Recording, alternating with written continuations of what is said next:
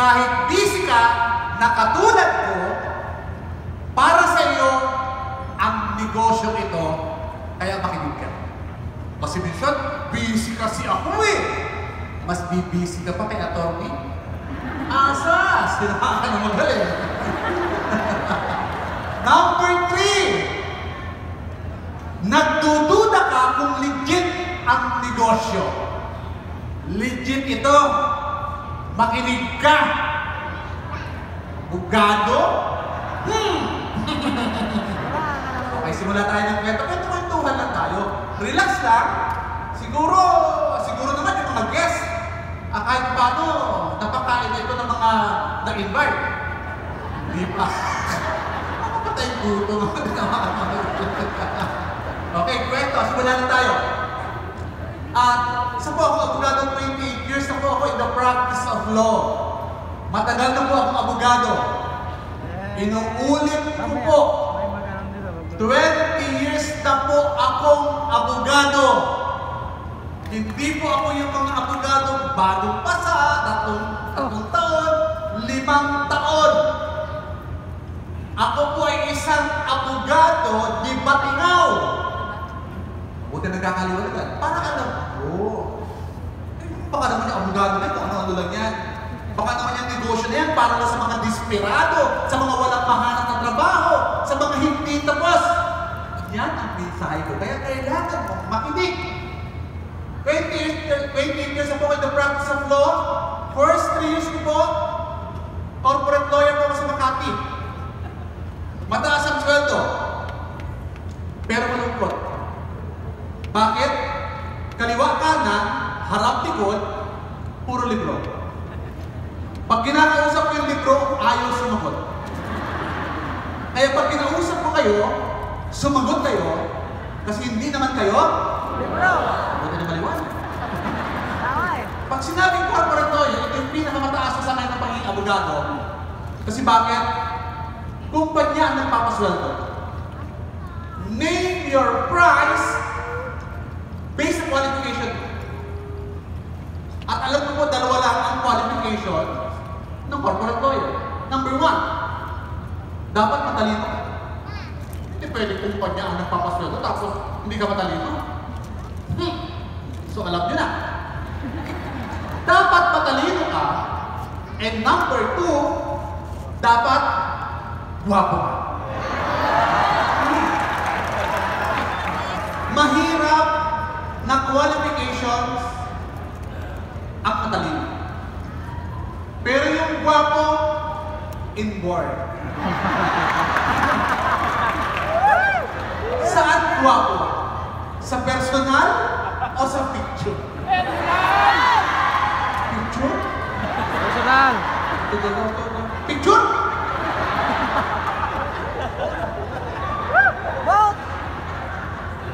Matagal-tagal ang lumipas, no?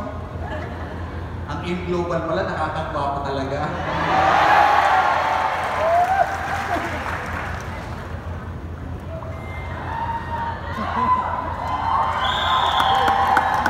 After 3 years na corporate lawyer, 3 years naman po ako sa isang malaking real estate company na pagmamayari ng dating senador.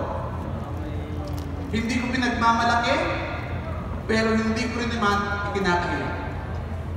Same qualifications. Matalino at dapat Guwapo. mga, alam mo, kailangan sumagot. Kasi po, 5 minuto na hindi bumubuka yung bibig, bumabaho po. Sabihin mo sa katabi mo, diba, abot na may amoy na? Sumagot ka. Okay, 9 years sa corporate lawyer, after 12 years, 3 years plus 9 years, 12 years sa corporate lawyer, nag-retire na po ako. At nagtayo na po ako ng sarili kong office. Tinanong ko yung sarili ko, ano yung gusto ko sa buhay? Pag moment ka eh, ano bang gusto ko sa buhay? At gusto ko sa buhay ay yumaman. O, diba? Ay kahit na mataas ang sweldo ko bilang corporate lawyer, hindi naman nakakayaman ang magiging empleyado. So nag-retire ako, natayo ako ng sarili kong office, tama-tama. Nung natayo ako ng sarili kong office, may nag-invite sa akin sa ganitong klaseng negosyo. Sabi sa akin, pumunta ka doon, birthday party, 7 o'clock. Diba? Sa Pilipino, basta birthday party at kainan, pinamahan ka naman doon eh. So 7 o'clock, ang birthday party. 5:30, 6 o'clock, 6:30, 7 o'clock, adanggalan po kami. Wala pang kainan. 7:30, 8 o'clock, pinagdidiliman na po ako sa gutom. Walang kainan. Imbis na ilabas yung pinggan, ang ilabas whiteboard, mapapaliwanag, may produkto. Tingin mo, naisanite. Ako, pinagdiliman ng panigin ko. Sir. Ayan.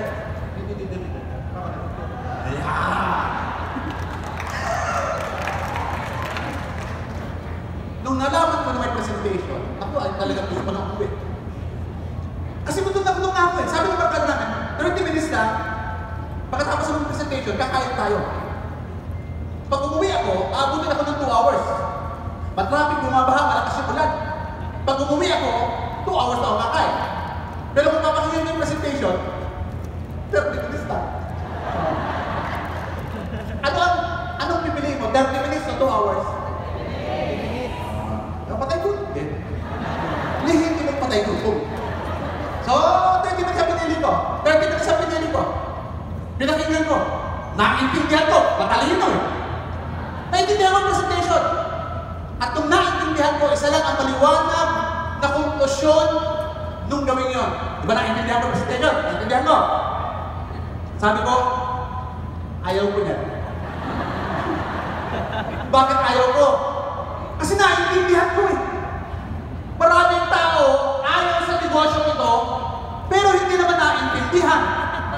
Ano kaya yung inaayawan kung hindi naintindihan? Bungol din kasi. Bungol. Sabi ko, ayaw ko niyan. Number 1, malayo ko sa linya ko. Kasi ang linya ko bilang abogado, problemahin yung problema ng iba. Ano ba? Ang hirap ng trabaho namin.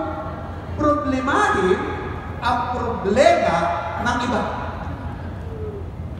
Pero bago mo problemahin ang problema mo, dapat meron kang mga 300,000 pesos.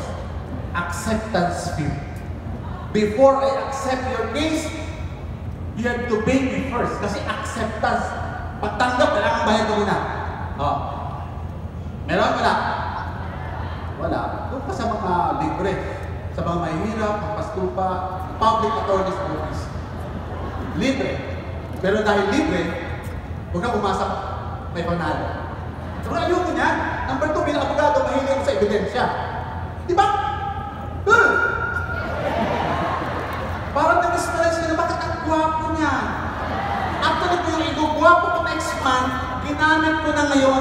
Advance na ito.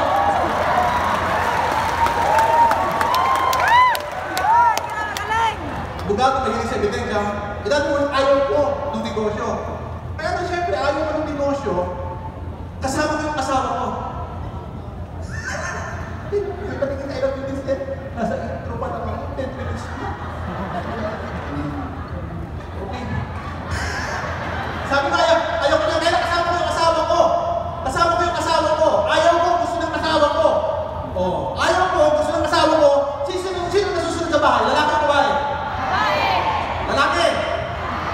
Babae! Lalaki! Ayaw ko, gusto ng asawa ko, di sinunod ko yung asawa ko. Tama? Kasi wala kami sa bahay doon. Nasa bahay kami ng barkada natin, tama? Yung asawa ko po ay isang judge. Susundin hindi. Ay warrant na para sa mga hindi kasunod.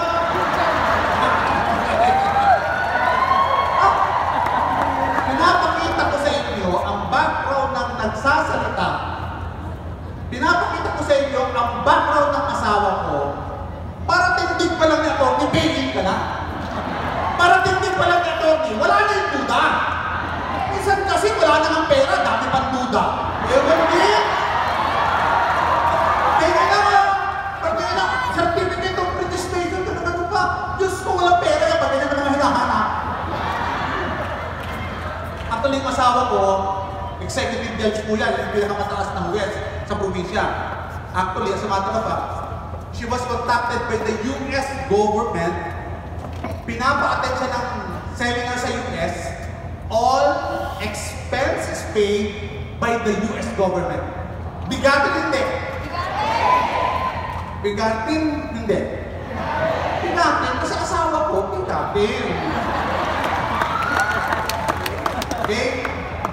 ginawa yung negosyo, negative ako, hindi ako naniniwala. Okay? So after, noong January 2019, I joined AIM Global.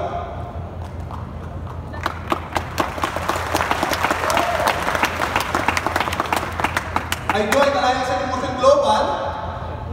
After 2 weeks, ako po ay naging Gold Executive Awardee. 2 weeks. Doing the business part-time. January, sumali ako, may announcement. Sabi ng announcement, next February, kick-off training yun, January. Next February, meron tayong kick-off training kung saan na-award meron tayong Silver Executive and Gold Executive na awardan. That's January yung announce. Sabi ko, ano ba requirements ng Silver Executive and Gold Executive? So I complied. After 2 weeks, naging Gold Executive po ako. One of the fastest Gold Executive awardees sa buong kumpanya. After 2 months of doing the business, I earned my first million. Okay? Nung in-award ako ng Gold Executive Award, sabi sa akin, ano ba yung requirements para maging Millionaires Club? Sabi, 850,000. Tumawag si Uptime. Tony, pwede bang magiging Millionaires Club member ka ba by July? Sabi ko, like, okay na ako. Tapos na ako, 850 na ako. Okay? Kasi alam ko ang requirements. Ang resulta ay hindi na-achieve by accident. Ang resulta, sinasadya. Alam mo kung bakit ako nag-active sa ganitong klase ng negosyo? Kasi nakita ko kung kumikita hindi tapos. High school graduate, tricycle driver, janitor. Sabi ko, kaya ko yan. Hindi pwede sila lang kumikita na ako abogado. Napapakahirap ako. Bakit ako papayag? Kung kayo papayag, ako bahala kayo sa buhay niyo. Basta ako, hindi ako papayag at magaling ako dyan. So, ang tayo ko talaga, first lesson ko talaga, talagang tiwala ako sa sarili ko. Tiwala talaga ako sa sarili ko. Okay, noong 2019 ako po ang Rookie of the Year. I was about sa Rookie of the Year. Ako po ay naging top 9, top 18. Nung na-pre-launch po ang OBI, ako po ay top 20, top 6, top 200, top 500 ng company, doing the business part-time. Bakit part-time? Ito, hindi ako. Mabira naman. Ito, di ba dito wala? Abogado. Akusado. Hinahanap ka na. Okay. After 6 months na ginagawa ko yung negosyo, I was able to buy Ford Raptor. 6 months into the business. During pandemic, bumili po ako ng 3,000 square meters overlooking sa island. Okay? So yan, ang harapan, sunset, ang likod, bundok, and sunrise. Papatayan ko po ng hub yan. Resort. Okay? Papatayan ko ng hub. Kalahati, Malabali, Indonesia. Kalahati, Malasan, Turin, Greece. Para pag yung mga onliner ko, walang production, tulad ko na lang sa bangin. Sabi pa natin. Ang dami pa natin evaluation, wala akong ginagawa. Punta ka na doon. Dapat ay production, ha? Okay, April 2022, dinagaluhan ko po yung sarili ko ng Mercedes-Benz. Sa Mercedes-Benz. Okay po ba yan? Yung hindi ko naman pangarap ang Mercedes-Benz eh. Kasi nung bata pa ako, nakikita ko nung drive ng mga Mercedes-Benz, patatanda, kahit hindi pala. Ang Mercedes-Benz pala, pwede rin manuwi ng mga bata at guwapong tulad ko. Wala susi. Bubulong mo mula ng bukas. Bukas. Ayun ba, bulong mo kayo ng bukas. Bubukas mo. Okay. January 2023 last year, bumili pa ako ng lote. And 300 square meters subdivision here sa Havila, Antipolo. It's a premier subdivision in the East. Okay, so pamisa-misa nagkakabili ng likod. Nagkakabili ng likod saan sa Starbucks. Yung Starbucks po ay nasa Hollywood, California. Ano ba? Saan pa ako nagkakape-kape? Sa Japan. Saan pa ako nagkakape-kape ng South Korea? Saan pa ako nagkakape-kape sa Spain? Gusto niyo ba magkape-kape sa Spain? Saan pa ako nagkakape-kape sa France? Saan pa ako nagkakape-kape sa Italy? By the way, I would like to recognize my direct coach, direct downline from Italy, from Italy. Pinaka-attend ko talaga dito. Yung stand-up coach Marivic. Hindi ba si Coach Marivic? Ubar? Ayan. Tayo nga Coach Marivic. Ayan, galing pang Italy. Sabi ko, umattend ka. Pag hindi ka umattend, ako, magkakalimutan tayo. Actually, hindi na itong event. It's a test of commitment to your downline. Pag sinabi mong may event, umattend ka, ang daming dahilan, alam mo na, basa mo na. Sa pag nakakapinabi sa Rome, Italy, sa bago nakakapinabi sa Athens, Greece, okay lang ba? Nakakapinabi! Sa bago nakakapinabi sa Santorini, Greece, okay lang ba? Nakakapinabi? Sa bago nakakapinabi sa London, sa bago nakakapinabi sa Scotland.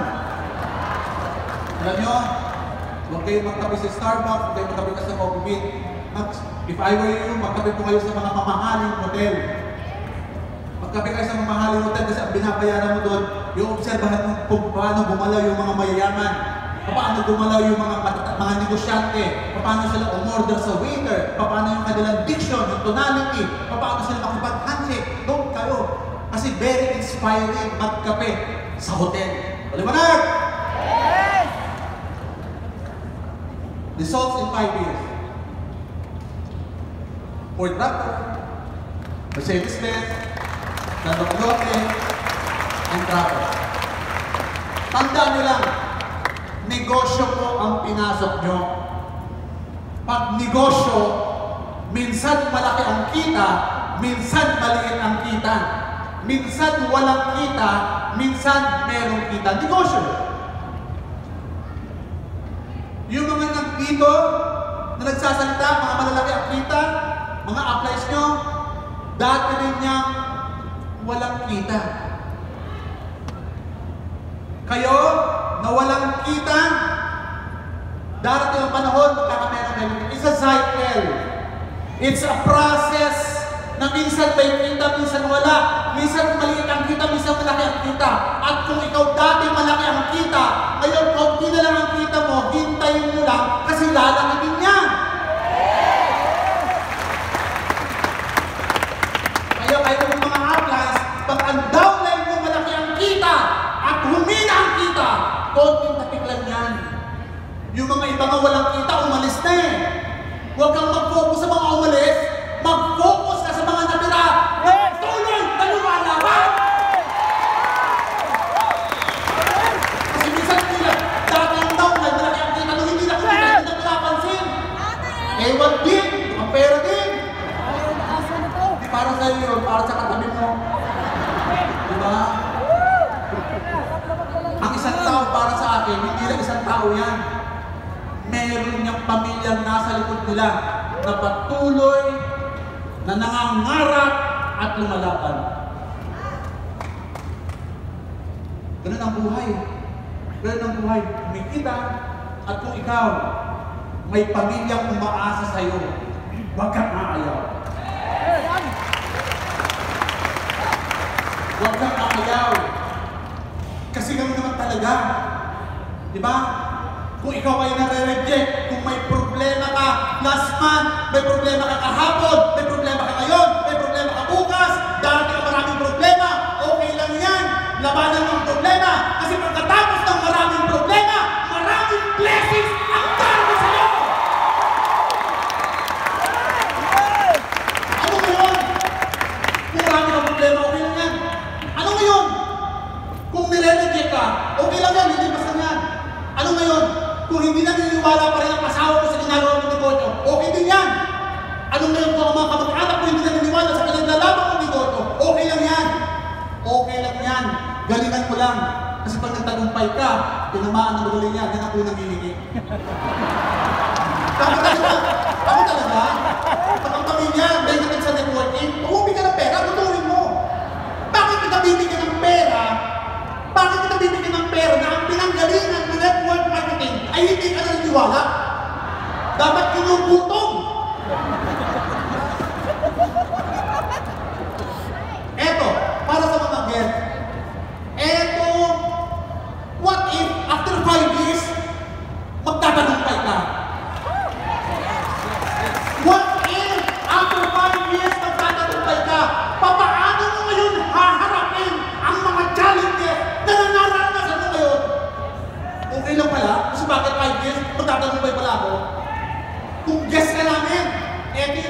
naghihintay sa'yo. Tanong!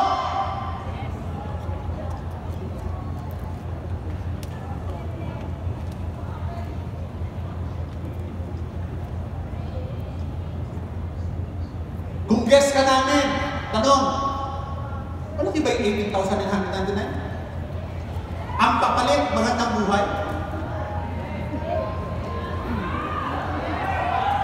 Malaki ba yung 29,000? Malaki ba yung 69,000 ang kapalit? Magandang buhay? Okay ba yun? Malaki ba yung 199,000? Hindi! Malaki ba yung nilabas ng 219? Ang kapalit yan! Huwag kang mag-focus sa ilalabas! Mag-focus ka sa kapalit! Laki-laki! Eh ngayon na kita, distributor ka na! Ito ang naghihintay sa iyong buhay. Ano ang kapalit? Anong pwede mong itaya? Ang pwede mong itaya? Oras. Bigyan ka ng maraming oras. Magbigay ka ng sakripisyo. Yung matutulog ako na hanggang ngayon, natutulog pa rin ako alas 4. Kumahatot pa rin ako. Kayo kaya niyo ba yun? Kaya niyo ba yung ginagawa ko? Baka hindi. Tandaan mo, natural lang ang mga paghihirap. Natural lang yan. Kasi bakit darating din ang bukang liwayway mo at pagdating ng bukang liwayway mo, sigurado ako, marami kang matatanggap na blessings dahil sa negosyo ng Alliance in Motion Global. Lesson? Yan ang lesson ko sa sharing. Pero gusto kong idagdag, pang-apat, dapat may love. Puro ang development natin ay mindset. Puro ang development natin ay skill set. Bakit hindi natin i-develop ang heart set? Gawin natin ang pagmamahal. Mahalin mo ang sarili mo. Before I end, let me tell you the story of health, wealth, love. Si health, si wealth, at si love ay kumatok sa bahay. Pinag-usan ng babae. Ma'am, ako po si health, siya po si health, siya po si love. Mamimili po kayo sa aming tatlo kung sino po yung papapasukin mo. Isa lang po, si health, si wealth, o si love. Nag-usap-usap yung pamilya. Sabi ng babae, ang papasukin natin ay si health para malusog tayong lahat. Sumagot yung lalaki, wag si health, si wealth, ang papasukin natin para yumaman na tayo at hindi na ako magka-abroad. So yung nanay at tatay, yung lalaki at babae nagtatalo, si health, si wealth, si health, si wealth, si health, si wealth, hindi sila magkasundo. Kaya lang sumingit yung maliit na bagong anak nila. Nay, tay, wag si health, wag si wealth. Ang papasukin po natin sa ating tahanan ay sila. So nagdesisyon sila lahat, dahil papasukin ay sila. Nung pinapasok nila sila, nagsunuran si health at si wealth. Sabi niya, sandali. Kala ko ba, isa lang ang papasok? Bakit kayong lahat ay pumasok? Alam mo sa akin ni health? Alam niyo po ma'am, kung ako lang po ang pinili niyo na papasok sa inyong tahanan, ako lang po ang papasok.